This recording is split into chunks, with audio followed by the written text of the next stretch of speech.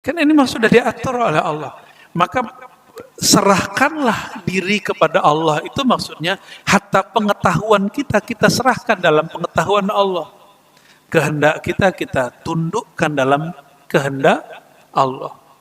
Baru orang itu disebut dengan bertawakal. Jadi tawakal itu habiskan kedirianmu dalam ilmu Allah Subhanahu wa ta'ala.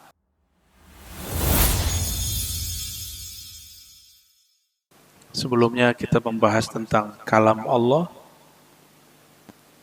Sekarang kita masuk kepada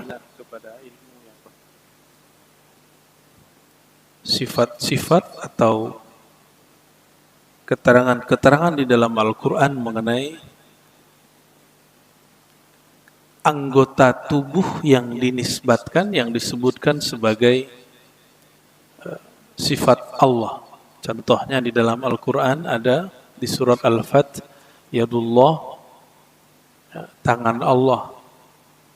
Yadullah, ya. Ada kalimat misalnya datang, wajaa rabbuka, dan Tuhanmu datang. Di surat Taha, Ar-Rahman 'alal 'arsy istawa, Allah bersemayam, bersemayam itu bisa diartikan oleh sebagian orang mengambil tempat, dan itu terjemahan yang kurang tepat, ya. Ada kalimat wajhullah fa aynama tuwallu fa thamma wajhullah di surat Al-Baqarah. Kemanapun engkau memandang, maka di sanalah wajah Allah. Kata-kata seperti ini disebut dengan sifat sam'iyah. Apa sebutannya? Sifat sam'iyah. Sam'iyah berarti apa yang kita dengar dari Al-Quran, maka begitulah kita mempercayainya. Lalu apa kata Imam Abu Hanifah? Nah, sebelumnya mari kita kirimkan Al-Fatihah untuk Nabi Muhammad SAW. Beliau tidak perlu Fatihah kita, namun kita memerlukan limpahan yang Allah berikan kepada beliau, kepada kita semua, dan juga untuk Imam Abu Hanifah dan para guru-guru, masyayikh, dan orang-orang yang berjasa mendirikan masjid ini. Al-Fatihah. A'udzubillahi minasyaitonir rajim. Bismillahirrahmanirrahim. Maliki yaumiddin. Shiratal ladzina an'amta 'alaihim ghairil maghdubi 'alaihim waladdallin. Amin. Sebelum masuk kepada teksnya, sekedar mengingatkan bahwa ilmu yang kita bahas ini disebut ilmu akidah. Dulu oleh Imam Hanifah disebut dengan fiqh besar, al-fiqhul akbar. Oleh Imam Abdul Qahir al-Baghdadi dalam kitab Usuluddin, beliau mengatakan bahwa ahli kalam dalam bab akidah pertama di kalangan sahabat adalah Sayyidina Ali. Karena beliaulah yang pertama mendebat kelompok separatis yang disebut Khawarij. Ya. Lalu diteruskan oleh sahabat Nabi Abdullah bin Abbas dan Anas bin Malik, Abdullah bin Umar. Setelah itu muncul zaman sahabat punya keturunan cicit, yaitu Sayyidina Umar punya cicit dari jalur anaknya, putrinya, bernama Umar bin Abdul Aziz. Umar bin Abdul Aziz. Umar bin Abdul Aziz menulis satu risalah fi raddi 'alal qadariyah, untuk membatalkan akidah yang menyimpang di zaman itu, namanya kelompok Qadariyah. Kelompok yang meyakini bahwa takdir itu di tangan manusia. Ya. Lalu muncul lagi di zaman setelah itu Al-Imam Abu Hanifah. Dan Abu Hanifah ini ahli kalam pertama dari kalangan ahli fiqih. Ahli kalam pertama dari kalangan ahli fiqih. Adapun di kalangan ahli hadis, yang pertama adalah Imam Ibnu Syihab Az-Zuhri. Ya. Nah, kita sedang membaca dan megang buku ahli kalam pertama ahli akidah yang berbicara kalam pertama kali dari kalangan ahli fiqih, fuqaha atau imam yang 4. Ya, ada Abu Hanifah, Malik, Syafi'i, Ahmad bin Hanbal. Ya. Apa kata beliau? Walahu yadun wa wajhun wa nafsun. Allah itu sebagaimana disebutkan di dalam Al-Quran, kama zakarahu Allah Ta'ala fil Quran, seperti disebutkan dalam Al-Quran, memiliki sifat yadun, tangan,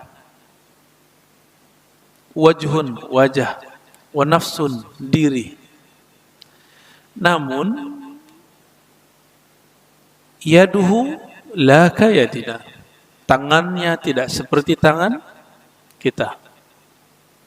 Wajhuhu la kawujuhina, wajahnya bukan seperti wajah kita ini.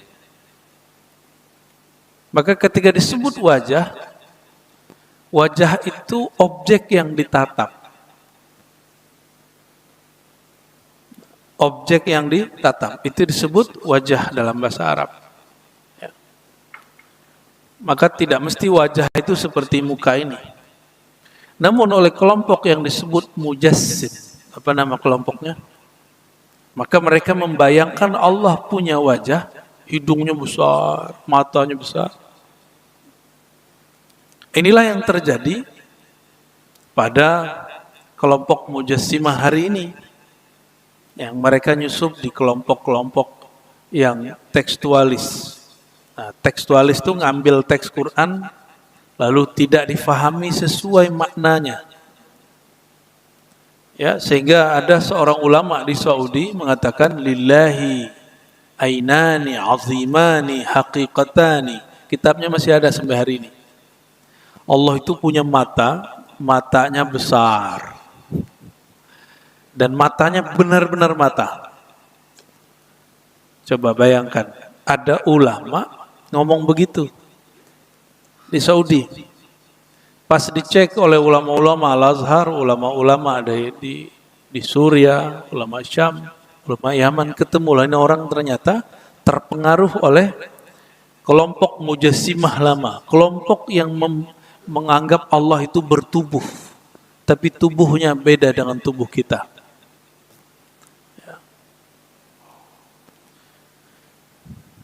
Walahu yadun wa wajhun wa nafsun. Nah, kalau di Quran disebut ada kata tangan, ada wajah, ada diri, kita cukup katakan amanna billah. Aku percaya, kami percaya kepada Allah. Gak usah dimakna-maknai. Ya. Itu akidah Ahlussunnah yang saya anut. Ya. Karena kita tidak punya kewajiban mencari makna itu. Oleh ulama ahli tafsir, ini disebut dengan ayat-ayat mutasyabihat. Apa arti mutasyabihat? Sesuatu yang maknanya tidak gamblang. Ya. Fama dzakarallahu ta'ala fil Qur'an, ya. Apa yang Allah sebutkan di dalam Al-Quran min dzikril wajhi wal yad wan nafs fa huwa lahu sifatun bila kaif.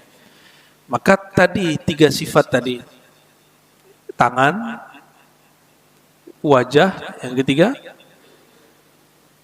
diri, ya, seperti kalam Sayyidina Isa terhadap Allah Subhanahu wa taala.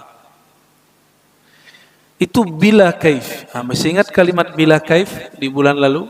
Ini karena sebulan saya dilupa. Kaif itu maknanya ada 2. Satu cara, yang kedua keadaan. Allah tidak memerlukan cara. Karena jika dia memerlukan cara, berarti dia memerlukan selain dirinya. Maka batallah namanya Ghani. Salah satu nama Allah Al-Ghani, yang maha, bukan maha kaya, yang maha tidak memerlukan selain dirinya. Itu makna Ghani. Yang kedua, halun, keadaan. Keadaan itu menunjukkan bahwa sesuatu yang mempunyai keadaan ini dia berubah-ubah. Allah apakah ia berubah? Jika ada orang meyakini Allah berubah, berarti akidahnya menyimpang. Seperti keyakinan sekelompok orang bahwa Allah ini lupa, maka saya perlu ingatkan dengan doa. Yang meyakini doa dia mengingatkan Allah supaya Allah itu ingat bahwa dia butuh sesuatu, berarti orang ini jahilun billah. Dia tidak mengenal Allah Subhanahu wa ta'ala. Dan kebanyakan orang awam begini. Ya, doa itu dianggap mengingatkan Allah Subhanahu wa ta'ala. Dia kira Allah itu tidak ingat sama dia. Ini kusurul jahilin fi ma'rifatihi. Ya, kurangnya orang awam yang tidak mengerti Allah, sifat Allah dalam mengenal Allah Subhanahu wa ta'ala. Ada kekeliruan membaca satu riwayat. Bahkan di ini teks lalu ada ta'liq. Ta'liq itu terjemahannya apa ya? Sedikit keterangan dari orang yang menyetak kitab ini. Yang nyetak kitab ini kita sebut mu'alliq atau muhaqqiq. Itu pun masih keliru. Apa kata dia? Padahal orang Arab loh, Pak. Jadi orang Arab tuh nggak ada jaminan kalau dia nggak ngaji akidah dengan baik, belum tentu benar akidah dia. Ya, saya udah banyak ketemu yang begitu hari ini. Jadi dia mengatakan bahwa bila kaif Allah tidak memerlukan cara, tapi dia terjemahkan mahjuhulul kaifiyat. Allah punya cara tapi nggak ketahuan. Kita tidak tahu caranya Allah. Beda nggak kalimat Allah tidak memerlukan cara dan keadaan dengan keadaan dan caranya Allah kita tidak tahu, beda nggak? Ya, mereka terjebak pada satu riwayat yang dinukil dari Imam Malik, tapi itu riwayatnya tidak benar. Imam Malik didatangi oleh seseorang, lalu orang itu bertanya, wahai Malik, kaifal istiwa? Bagaimana cara Allah beristiwa, bersemayam? Lalu Imam Malik mengatakan, pertanyaan kamu bid'ah. Lalu beliau mengatakan, al-istiwa ma'lum, istiwa itu sudah diketahui. Wal kaif majhul, sedangkan tata caranya itu tidak diketahui. Tata caranya tidak diketahui. Pas dicek di riwayat Imam Baihaqi, itu beliau menyebutkan bahwa ini tidak sahih. Yang sahih bagaimana kalimatnya? Jadi ada 3 riwayat. Yang benar itu kalimatnya wal kaif anhu marfu'. Sedangkan tata cara maha suci Allah dari semua itu. Jadi bukan majhul tapi marfu'. Allah maha suci dari semua cara. Wah, kelelahan ya.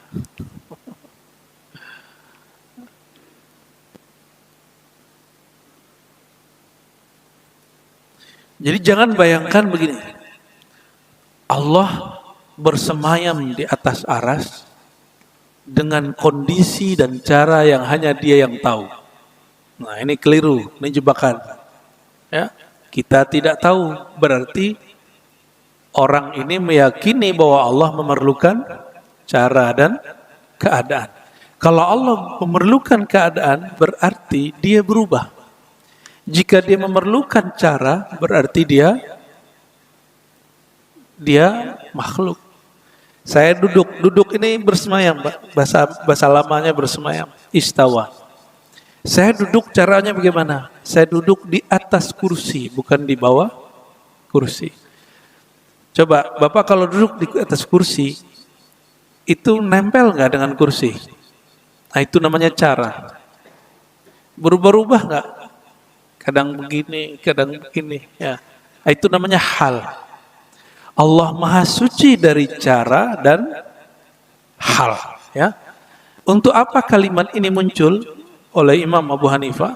Supaya orang tidak membayangkan tentang Allah. Karena sekali membayangkan tentang Allah, orang itu mempunyai penyakit dalam batinnya.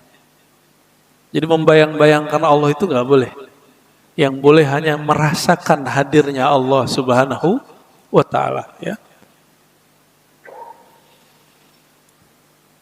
Wah, dan Imam Abu Hanifah termasuk orang yang menolak takwil, ya, menolak takwil Mu'tazilah Qadariyah.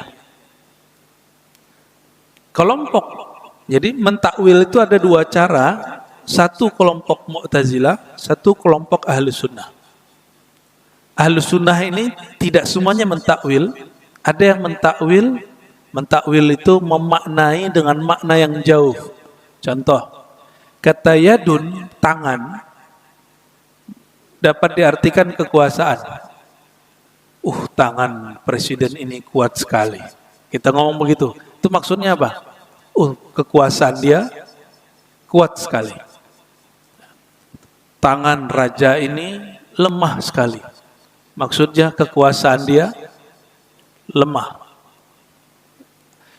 Kalimat tangan bagi Ahlus Sunnah boleh diartikan dengan dua cara.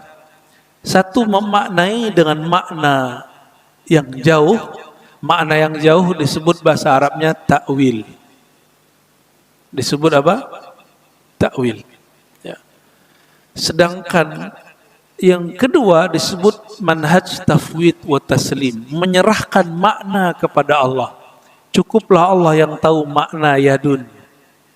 Apa makna tangan pada zatnya, bukan tangan ini. Oleh karena itu Imam Malik beda dengan kelompok yang kemudian menolak kata tangan. Ya. Nah, kelompok yang menolak kata tangan, begitu juga Abu Hanifah berbeda.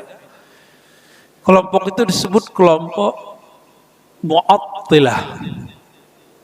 Apa nama kelompoknya?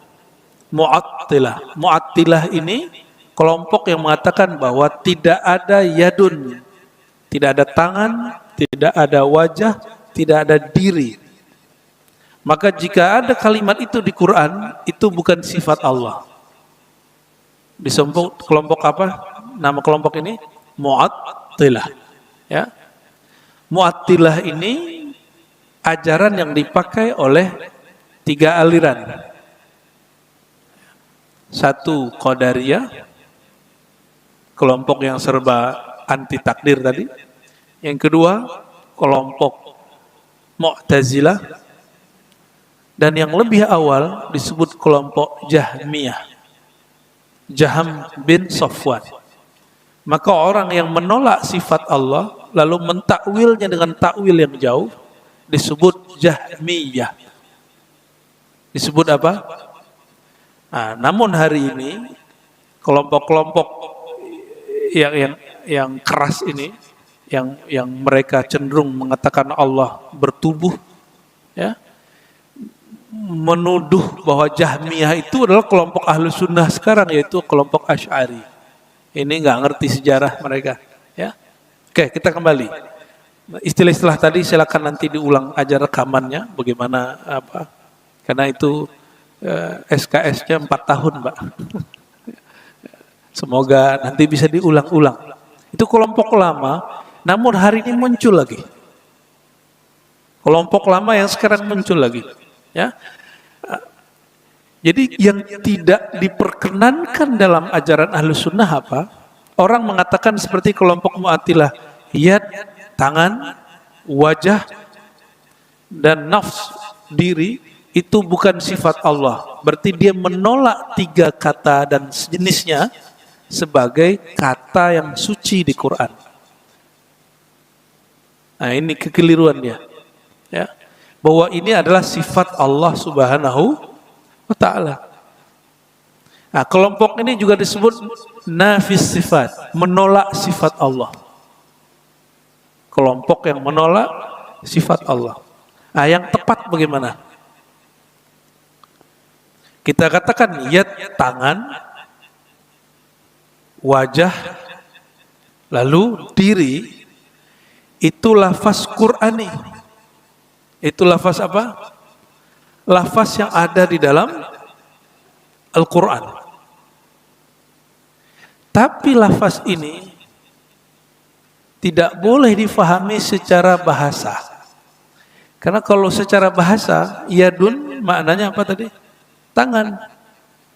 Nah, Secara bahasa tangan, secara sastrawinya tangan berarti kekuasaan. Nah, lalu yang diperkenankan apa? Katakan yadun, sifat Allah boleh diartikan dengan kekuasaan, tapi jangan menolak kata yadun sebagai sifat Allah. Ya.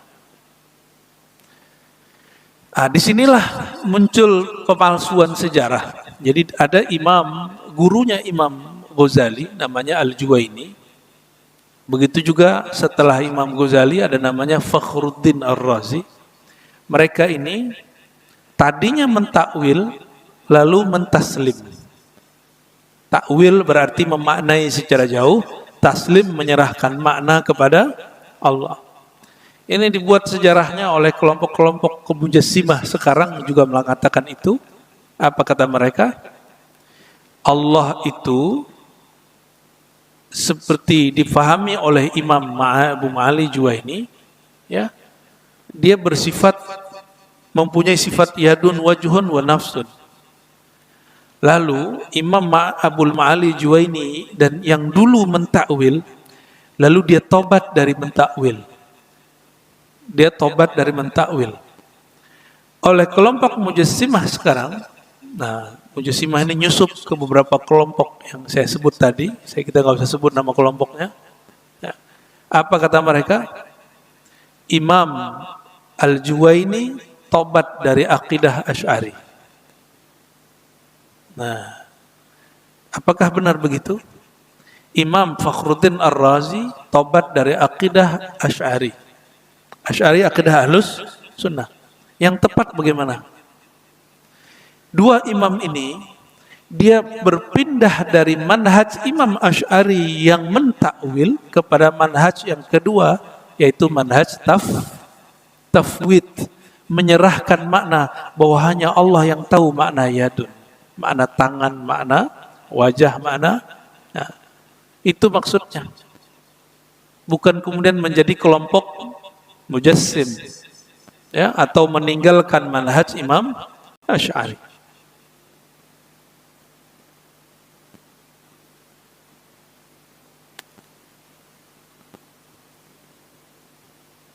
Wala yuqalu inna yadahu qudratuhu.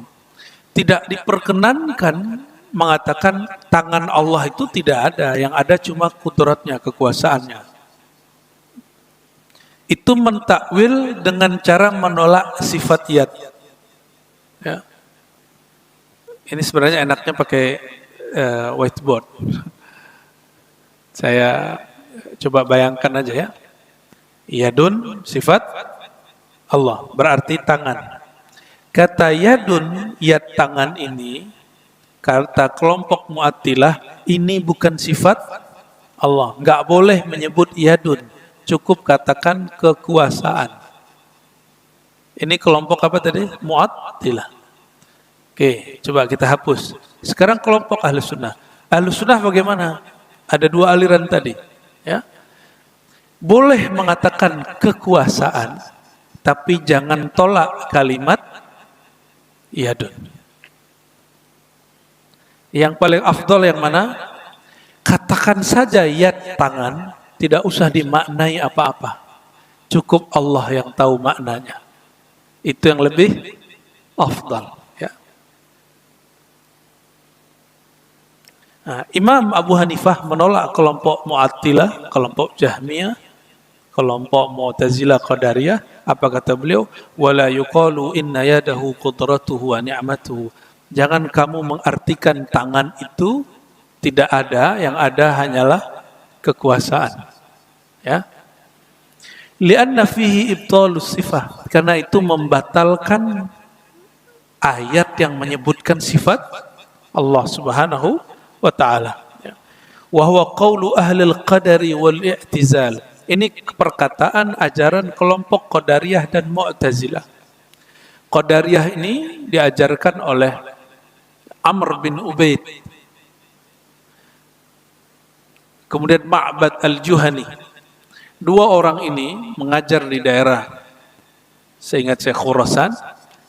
Lalu ada dua orang sahabat, dua orang tabi'in datang ke Makkah mencari adakah sahabat Nabi di sini. Lalu mereka bertemu Sayyidina Umar, Sayyidina Abdullah bin Umar yang masih hidup. Lalu mereka laporkanlah tentang dua kelompok tadi, Ma'bad al-Juhani dan Amr bin Ubaid. Apa kata mereka? Wahai Abdullah bin Umar, di kampung kami ada kelompok yang cerdas sekali kalau debat, Masya Allah, Qur'annya lancar, diskusinya mantap. Tapi mereka mengatakan la qadar, takdir itu tidak ada. Apa jawaban Sayyidina Abdullah bin Umar? Kamu saksikan bahwa aku mengatakan bahwa para sahabat berlepas diri dari mereka dan mereka terlepas dari sahabat. Ya. Nah, itu terjadi. Dan mereka disebut dengan kelompok Al-Qadar. Ya. Qadariyah, bukan Qadiriyah. Qadiriyah itu pengikut Syekh Abdul Qadir Jilani. Al-Qadiriyah itu tarekat. Kalau ini Qadar, Qadar dengan Qadir beda ya. Walakin yaduhu sifatuhu bila kaif wa ghadabuhu wa ridahu sifatani min sifatillah bila kaif. Namun cukup katakan tangan Allah, sifat Allah bila kaif, tanpa perlu cara, tanpa perlu hal pemaknaan di luar itu. Kalau di Quran atau di hadis ada kalimat, ya, di hadis misalnya ghadiba atau ghairil maghdubi alaihim. Ya Allah, jadikan kami kelompok yang Engkau beri nikmat, bukan kelompok yang Engkau murkai. Berarti Allah punya sifat memurkai. Enggak usah dimaknai apa-apa. Cukup katakan murka.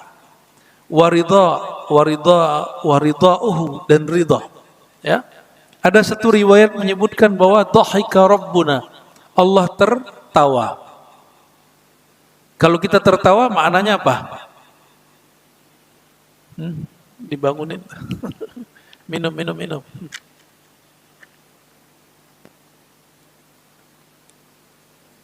Kalau saya tertawa, gigi saya terlihat kan? Ya. Berarti butuh bibir. Allah perlu bibir enggak untuk tertawa? Apa kelompok mujassimah, kelompok yang menjisimkan Allah, yang membayangkan Allah itu bertubuh. Mana mungkin ada senyum tanpa bibir? Mana mungkin orang senyum tapi nggak kelihatan giginya? Maka orang yang bayangkan Tuhan ini tidak berpunya bibir, dia mengatakan sesuatu yang mustahil. Ini kelompok apa namanya? Mujassimah. Sama dengan kelompok yang mengatakan Allah mesti bertempat. Mana mungkin Allah itu ada dan tidak bertempat, karena setiap yang ada mesti bertempat. Kata kelompok apa? Mujassimah. Jawaban kita apa? Allah telah ada sebelum kata ada itu ada. Allah sudah ada sebelum tempat itu dicipta. Ya. Seandainya kita sebut nih alam qadim, alam azali, ada orang menyebut begitu, itu adalah suatu yang membatasi Allah, maka Allah maha suci dari semua itu. Ya. Jadi cukup katakan Allah qadim, tidak usah disebut alam qadim ya. Nanti terjebak ke pertanyaan berikut lagi. Bagaimana? Panaskah pagi ini?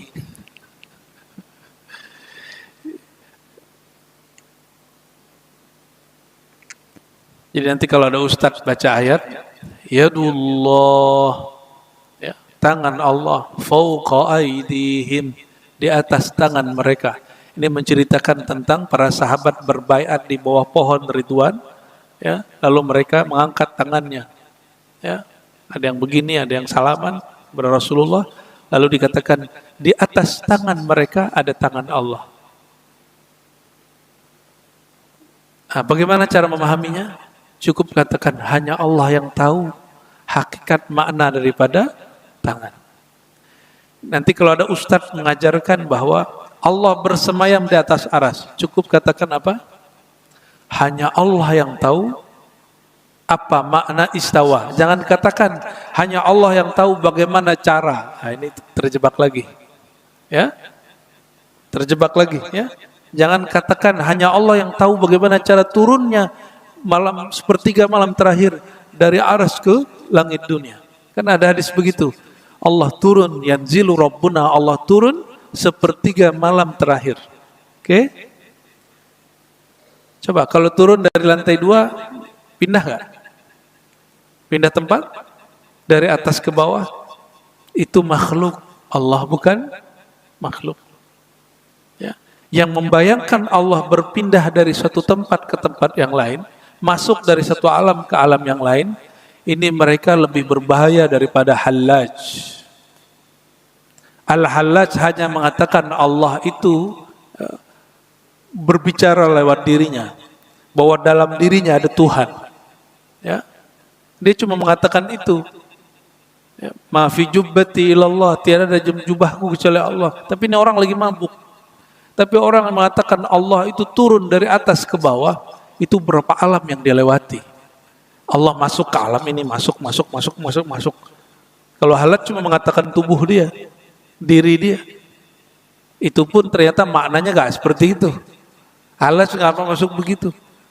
Dan anehnya kelompok yang mengkafirkan Halat, dia kualat. Dia mengatakan bahwa Allah turun dari atas ke bawah. Ya. Kenapa? Karena tidak mungkin turun kecuali di atas ke bawah. Berarti orang ini terjebak kepada apa? Nah, nama syekhnya Ibnu Taimiyah. Lalu ditulis oleh murid dari muridnya. Muridnya namanya Ibnu Qayyim, punya murid lagi namanya Ibnu Abil Izz Al-Hanafi, menulis syarah Aqidah Tahawi.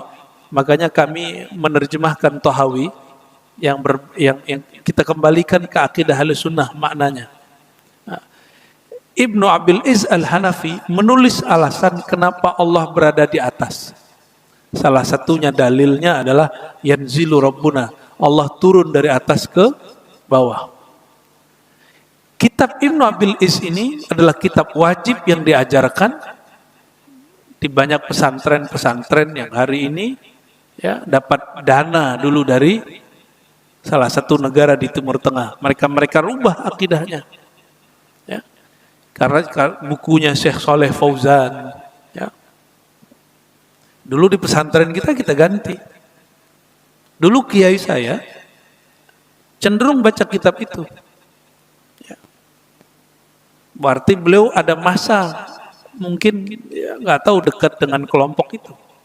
Tapi beliau mengatakan kepada kami, nanti kita akan ganti kitab itu.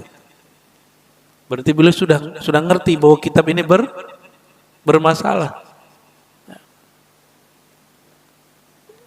Nah, kitab ini Ibnu Abil Izz yang tadi yang mengatakan Allah turun di atas ke bawah,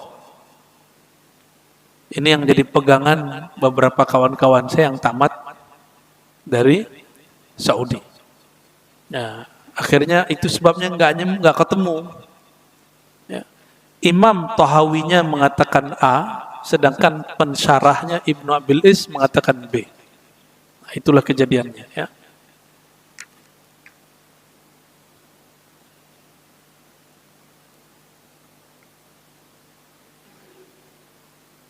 Oke, kita masuk ke bagian berikut. Di kitab ini halaman 84, Al-Mutun As-Sab'ah, bagian Al-Fiqhul Akbar. Khalaqallahu ta'ala al-asya' la min syai'. Allah menciptakan segala sesuatu la min syai'. Ini akidah Ahlussunnah. Bukan dari satu bahan apapun. Ini ditolak oleh kelompok Mu'tazilah tadi.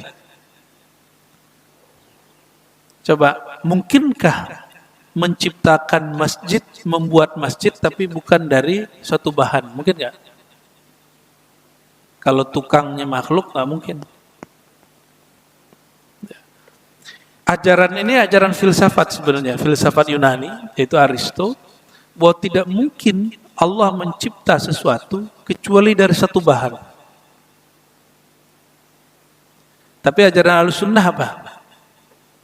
Dalam ajaran Ahlussunnah sebaliknya, kalau makhluk tidak mungkin melakukan sesuatu kecuali ada bahannya, mencipta sesuatu kecuali ada bahannya. Dia hak ciptaannya, kita punya bahan. Lain dengan Allah Subhanahu wa taala. Allah taala ketika mencipta sesuatu tidak memerlukan bahan. Nah, ini mereka mengatakan, nggak mungkin. Nggak mungkin dalam pikiran dia bahwa Allah mencipta tanpa bahan. Mesti ada bahannya. Ya. Maka disinilah ada perbedaan antara ahli filsafat dengan ahli akidah. Akidah filsafat ini dipakai oleh kelompok Mu'tazilah. Ini Mu'tazilah lebih gila lagi. Coba dengerin. Allah menciptakan alam dari ketiadaan. Ketiadaan itu adalah sesuatu bahan. Ngawur gitu. Bahasa Arabnya coba dengarkan. Ya, yang bisa bahasa Arab silakan nanti diulang-ulang. Khalaqallahu al-asya minal adam wal adam syai'. Allah ciptakan alam semesta itu dari ketiadaan. Ketiadaan itu adalah bahan, sesuatu bahan. Mu'tazilah ini yang didewa-dewakan dulu, yang kemudian dipuji-puji oleh salah satu yang membuat reformasi di IAIN dulu, namanya Profesor Harun Nasution. Ya, beliau hebat sih, keren sih. Tujuannya merangsang mahasiswa. Tapi ternyata ini jadi masalah. Karena Mu'tazilah yang dipuji-puji itu banyak yang nggak rasional. Sedangkan Prof. Harun Nasution ingin mahasiswa itu rasional. Apa yang nggak rasional, yang nggak masuk akal? Mengatakan bahwa sesuatu yang ketiadaan itu sesuatu. Ketiadaan, ini tiada. Apakah tiada itu sesuatu? Mesti enggak? Ya. Kok bisa kelompok Mu'tazilah yang katanya mendahulukan akal berbicara enggak masuk akal? Mengatakan bahwa tiada itu sesuatu. Bahasa Arab sesuatu itu syai'un. Maka ini dibantah oleh Imam Abu Hanifah, ya, bahwa Allah mencipta bukan dari suatu bahan.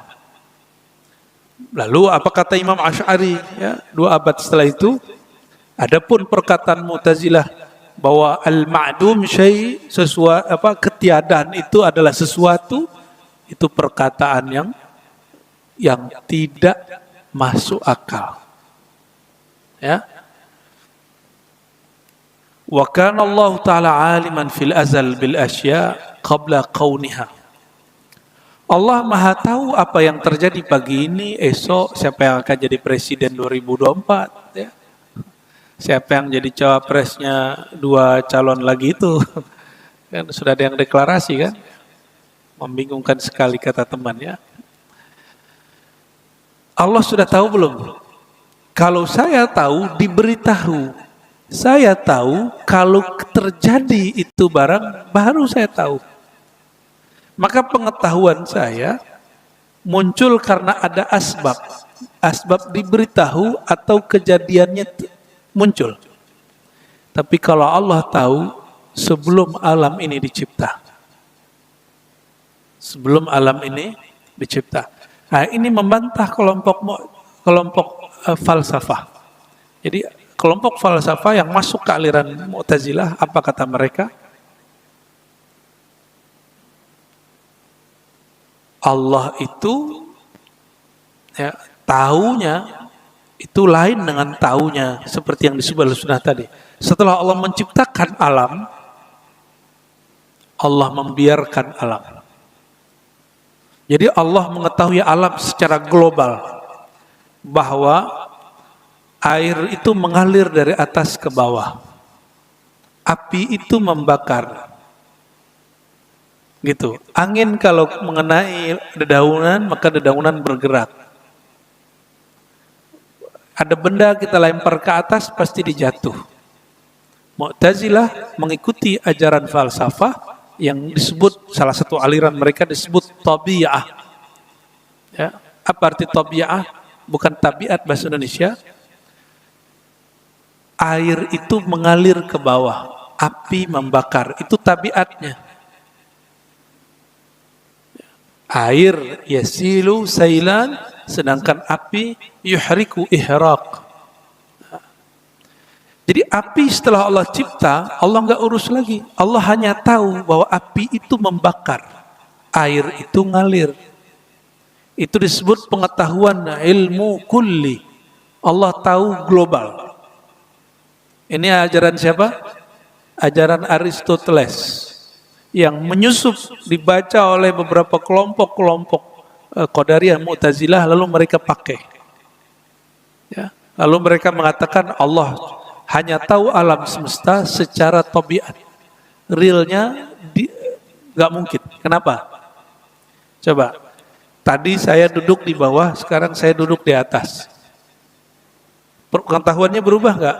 Ar-Razi tadi duduk di bawah, sekarang duduk di atas kursi. Pengetahuannya berubah? Ya, berubah nggak? Tadi duduk di bawah, 40 menit lalu duduk di bawah, sekarang duduk di atas. Pengetahuan Bapak Ibu berubah nggak? Berubah. Tadi di bawah, sekarang di atas. Ya, oke. Sudah? Ini pelan-pelan saya ulangi. Ya.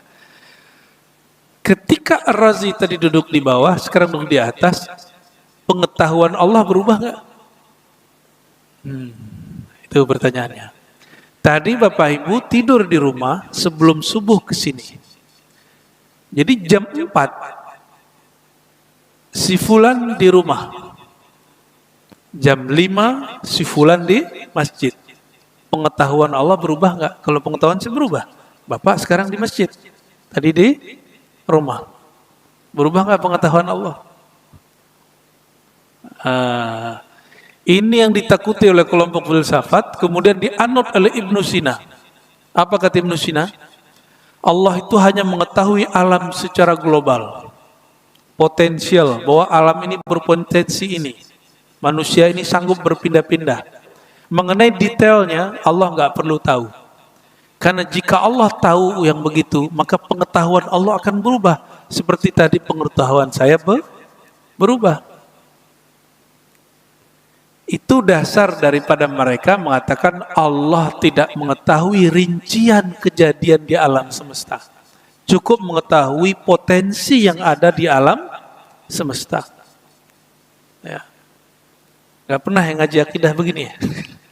Ya, ngapain coba ngomong begini ya? Ya biar antum tahu bahwa ngaji akidah itu bukan sekedar doktrin. Tapi ngaji akidah itu ngangkat orang awam dari tadinya awam menjadi seorang yang thinker, aqil. Dia menjadi orang yang rasional beragama.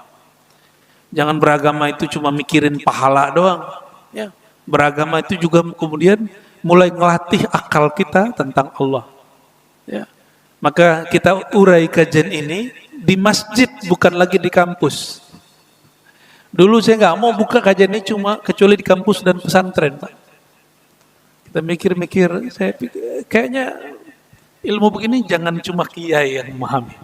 Jangan hanya santri yang menyantap. Akhirnya ustadz-ustadz ngomong apa kepada saya? Ente ngapain ngomong-ngomong serius rasanya? Ya. Kasihan orang awam.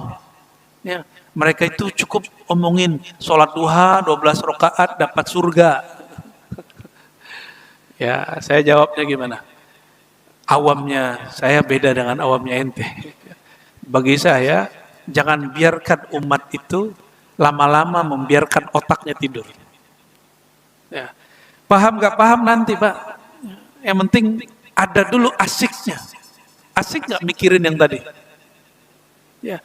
Berarti ada sesuatu sel di kepala ini, di otak ini yang selama ini tidur, sekarang kita setrum-setrum. Otak kita lebih besar daripada prosesor yang ada di smartphone Bapak Ibu. Ya. Karena kalau kita googling kalimat yang tadi ketemu loh Pak di Google. Masa di Google di kepala kita nggak ketemu? Di googling, di searching di kepala kita nggak ketemu. Berarti kita belum pernah nginputnya. Nah, pagi ini kita input. Ya, sepakat? Ya, ngantuk-ngantuk juga nggak apa-apa. Ya, tapi saya lihat yang ngantuk nggak banyak ya. Yang hanya yang kelelahan. Itu pun yang nemenin saya, Pak. Lelah hayati katanya. Jadi khalaqallahu al-asya la min syai'. Akidah Ahlus Sunnah tidak mempersoalkan Allah itu sudah tahu alam ini sebelum dicipta. Maka ketika alam ini dicipta, apapun perubahan di alam, ilmu Allah nggak berubah. Karena sebelum alam ada, Allah sudah tahu apapun kejadian di alam. Jadi tidak perlu khawatir wahai Ibnu Sina, tidak usah khawatir wahai Aristoteles tentang bahwa Allah itu kalau mengetahui detailnya alam, nanti pengetahuan Allah berubah-ubah. Gak usah khawatir, kenapa? Dia lupa tentang ilmu azal. Apa arti ilmu azal? Azal itu bahasa Arab berarti suatu fase, saya nggak sebut waktu, sebelum alam dicipta. Bahasa Arabnya apa? Azali. Sering dengar kata azali? Ya. Azali itu fase sebelum alam dicipta. Sebelum alam dicipta, Allah sudah tahu apa yang akan terjadi pada alam, perubahan-perubahannya. Maka perkataan kelompok tadi, ya, mulai dari Aristoteles, akidahnya yang masuk ke kelompok filsafat, kelompok Mu'tazilah sebagian dan Qadariyah, ini tidak bermakna. Karena mereka gagal memahami satu hal, bahwa Allah mengetahui alam sebelum alam itu ada. Bagi kelompok filosof ini, apa kata mereka?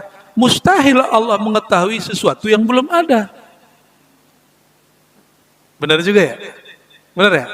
Ah, ketipu. Ya, mustahil Allah mengetahui sesuatu yang belum ada. Belum ada menurut siapa? Menurut kita. Dalam ilmu Allah kan sudah ada. Ya, dalam ilmu Allah sudah ada. Timeline-nya sudah ada semua dalam ilmu Allah. Ya. Bolak-baliknya jadi situ ya.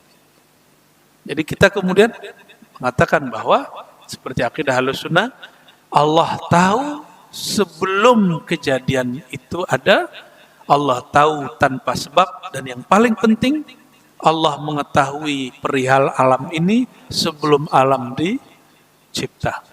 Dia dulu, sekarang sama nggak? Jika dia berubah berarti dia makhluk. Yang tidak berubah-ubah itulah Khalik. Allah Maha Pencipta. Jadi kalau Bapak Ibu zikir, sholat, itu nggak usah khawatir. Khusyuk nggak khusyuk, sholat aja. Allah itu sudah tahu kita itu zikir ujungnya kemana. Ya, Allah cuma uji. Ini orang dia nyembah aku karena cari khusyuk, cari tenang, atau nyembah aku sebagai hamba. Gitu. Ini orang sholawat kepada kekasihku karena ada hajat, atau dia sholawat kepada kekasihku karena dia memang patuh sebagai hamba. Itu aja sebenarnya. Ya. Jadi kajian-kajian begini ujungnya, ini yang disebut, kita sebut istiqamah. Tapi kita menyebut di dalam ilmu akidah, ya, orang-orang yang subut, orang-orang yang sudah stabil. Inilah yang membuat orang tidak goncang ketika terjadi takdir yang tidak dia inginkan, yang di luar persangkaan dia. Ini kenapa hari ini orang-orang stres, sedih berlebihan, orang yang putus asa, terpuruk, karena dia tidak memahami ilmu Allah azali. Ya. Wa kana Allah Ta'ala aliman fil azal. Allah Maha tahu sejak sebelum alam dicipta. Bil asya'i qabla kauniha, sebelum alam itu dicipta. Wa huwa alladhi qaddara al asya' wa qadaha. Dialah yang menentukan takdir segala sesuatu dan ketetapannya. Wa la yakunu fid dunya wa la fil akhirah syai'un illa bi masyiatihi wa ilmihi wa qada'ihi wa qadarihi wa kutubihi fil lauhil wa katabahu fil lauhil mahfuz. Ya. Tidak ada kejadian di dunia dan akhirat. Jadi BBM naik lagi ya? Nggak usah panik, santai aja Pak. Biasa aja. Kenapa kita biasa? Kan ini memang sudah diatur oleh Allah. Maka serahkanlah diri kepada Allah. Itu maksudnya hatta pengetahuan kita serahkan dalam pengetahuan Allah. Kehendak kita tundukkan dalam kehendak Allah. Baru orang itu disebut dengan bertawakal. Jadi tawakal itu habiskan kedirianmu dalam ilmu Allah Subhanahu wa ta'ala. Saya mau tanya Bapak Ibu, adakah sesuatu yang terjadi hari ini, pagi ini, dari ujung dunia, dari ujung bumi, dari Amerika sana, sampai ke negeri kita, satu detik, satu tempat, satu mili di alam semesta, kejadian, dan Allah tidak campur tangan di situ, ada nggak? Terus kenapa orang mengatakan begini? Takdir itu 4 hal, Ustaz. Ya benar ya? Ada yang ngomong gitu ya? Ya, 4 hal aja takdir. Di luar itu bukan. Apa aja? Rezeki, ajal, ya. Rezeki, ajal, amal, bahagia atau sengsara. Di luar itu gak takdir gitu. Yang ngajarin Ustaz lagi. Si Ustaz terjebak bahwa yang disebut di hadis itu tugas malaikat. Wa yu'mar bi arba' kalimat. Ada malaikat di alam janin itu ditugaskan menulis 4 hal. Ini nggak ada kaitannya dengan ilmu Allah yang takdir itu. Ini cuma juz'un minhu. Ini hanya sedikit daripada ilmu Allah itu. Itu goresan takdir kita, sedikit saja. Sedangkan ilmu Allah lebih luas dari itu, takdir Allah lebih besar dari itu.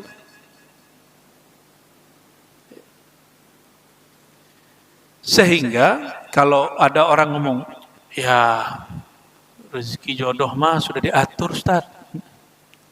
Emang kalau nggak rezeki jodoh nggak diatur? Ya. Orang membayangkan rezeki itu cuma duit, kerjaan. Padahal rezeki itu setiap nafas kita yang kita hirup, udara yang kita hirup, itu rezeki Bapak Ibu. Maka itu termasuk rezeki. Nah, adakah satu detik kejadian di alam semesta Allah nggak campur tangan? Jika ada orang membayangkan itu, berarti ada Tuhan selain Allah. Gitu. Berbahaya nggak? Oh, nanti kita terjebak kepada kelompok serba takdir, fatalis. Enggak. Ini bab keyakinan tentang ilmu Allah, tentang kekuasaan Allah. Bukan kita kemudian, ya sudahlah saya serba takdir, nggak usah melakukan apa-apa. Enggak ada urusan. Jaham bin Safwan itu kelompok Jabariyah serba takdir. Itu dia berontak, Pak. Mati dalam memberontak. Berarti kelompok fatalis, dia punya action. Sedangkan kelompok Amr bin Ubaid, kelompok Qadariyah yang menolak ada takdir, itu matinya miskin. Maksudnya? Jadi Qadariyah, kelompok Qadariyah, kelompok Jabariyah tidak ada urusannya dengan kemunduran dan kemajuan ekonomi umat. Seperti yang diasumsikan oleh Prof. Harun Nasution di buku dia. Ya. Jadi dia meyakini bahwa kemunduran umat Islam karena umat Islam berahlu sunnah. Coba kembali lagi ke Mu'tazilah, ke Qadariyah, kata dia begitu. Ya. Karena salah memahami teks. Itu selevel profesor bisa keliru, Pak. Ini pasti murid-murid beliau banyak yang marah sama saya. Ya. Tapi nggak usah khawatir. Ya. Mari kita diskusi aja. Ya. Di UIN banyak yang marah pasti. Boleh kita uji kitabnya. Ya. Buku dia kita adu dengan kitab. Dan di situ kelihatan keliru usulnya, bermasalah. Urusan kemunduran umat itu nggak ada urusan dengan perdebatan ini tadi. Ini perdebatan murni. Jangan dikait-kaitkan dengan kemajuan dan peradaban. Ya.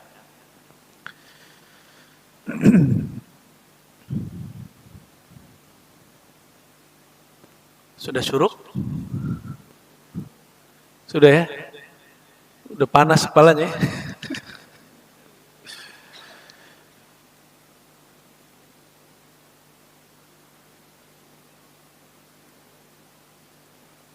Barangkali itu uraian kitab akidah tertua yang kita bawa ke zaman yang sudah juga tua ini. Semoga ini menjadi gambaran bagi kita bahwa orang di zaman dulu sudah sangat cerdas sekali dan mereka mampu membicarakan dan menanggapi apa yang ditanggapi oleh orang-orang terdahulu. Masa kita kalah? Ya, kita nggak boleh kalah. Mari kita tutup kajian ini dengan doa. Astaghfirullahaladzim, astaghfirullahaladzim. Na'udzubillah, bismillahirrahmanirrahim. Allahumma rahmanirrahim. Ya karim, ya azim. Ya aliman fil azal. Wahai ya Allah, ya maha mengetahui tentang kami sebelum kami dicipta. Salli ala abdika wa rasulika wa habibika nabiyina Muhammad. Ya Allah, sampaikanlah salam kami, cinta kami, rindu kami dengan rahmat Engkau kepada Sayyidina Muhammad sallallahu alaihi wasallam. Allahumma ya Allah, Engkau Maha tahu apa yang terjadi hari ini. Engkau Maha tahu apapun yang terbaik bagi kami hari ini. Fanas'alukal khair. Maka kami memohon ya Allah, berikan kami kebaikan-kebaikan, keberkahan-keberkahan hari ini. Wa na'udzubika min syarri hadzal yaum. Dan lindungi kami, keluarga kami, orang-orang yang hadir di majelis ini dari semua keburukan-keburukan hari ini. Allahumma ya Sattar, fasturna bi jamali sitrik. Ya Allah, dosa-dosa kami, kesalahan kami, aib kami sangatlah banyak. Baik aib yang kami zahirkan, baik aib yang kami simpan dan kami tutup. Namun kami ya Allah tidak sanggup menutup aib kami di hadapan Engkau, karena Engkau Maha mengetahui kami sebelum kami ada. Fasturna bi jamali sitri. Maka ya Allah, izinkanlah keindahan sifat-Mu menutupi semua keburukan-keburukan kami. Izinkanlah ya Allah kasih sayang-Mu, ampunan-Mu menghapus semua kesalahan-kesalahan kami. Allahumma ya muqallibal qulub, ya musarrifal qulub. Wahai yang menggerakkan hati, wahai yang membolak-balik hati kami. Jika sebelum berangkat ke masjid ini, hati kami masih malas bertahajud, maka mulai malam nanti ya Allah, mudahkan hati kami untuk bertahajud. Kuatkan hati kami untuk berzikir pagi dan sore. Allahumma ya Allah, jika Engkau melihat sebelum taklim ini, sebelum halaqah pagi ini, di rumah tangga kami masih sering emosi, masih sering bermarah-marahan, masih sering mengangkat suara, meninggikan nada. Maka ya Allah, berkah pengajian pagi ini, berkah ilmu yang Engkau sebarkan bagi kami pagi ini, mohon ya Allah, faltufna, lembutkan kami, lembutkan akhlak kami, lembutkan tutur kata kami, lembutkan hati kami. Jadikan rumah tangga kami baiti jannati, sorga, taman-taman sorga yang Engkau dahulukan sebelum masuk surga nanti. Allahumma ya Allah, jadikan kami, pasangan kami, keturunan kami qurratan li a'yunina, menyedapkan mata kami, menyenangkan hati dan perasaan kami. Allahumma ya Allah, apabila kami sendiri, jadikanlah hati kami merasa selalu Engkau temani. Jika kami bersama makhluk Engkau, izinkan kami memandang wajah Engkau dimanapun kami memandang. Fa'ainama tuwallu fathamma wajhullah. Allahumma ya Allah, nas'aluka husnal khatimah. Ya Allah, terakhir kami memohon, kami tidak tahu akhir hayat kami seperti apa. Mohon tutuplah hayat kami, nyawa kami, dengan cara terbaik, dengan cara yang paling Engkau ridhai, dengan kalimah la ilaha illallah Muhammadur Rasulullah. Dan jadikan semua orang yang hadir pagi ini dan mendengarkan kajian pada pagi ini, semua mendapatkan keridhaan Engkau di setiap nafas kami sampai nyawa ini berpisah daripada badan. Rabbana atina fid dunya hasanah wa fil akhirati hasanah wa qina adzabannar. Wa sallallahu ala sayyidina Muhammad walhamdulillahi rabbil alamin. Al-Fatihah.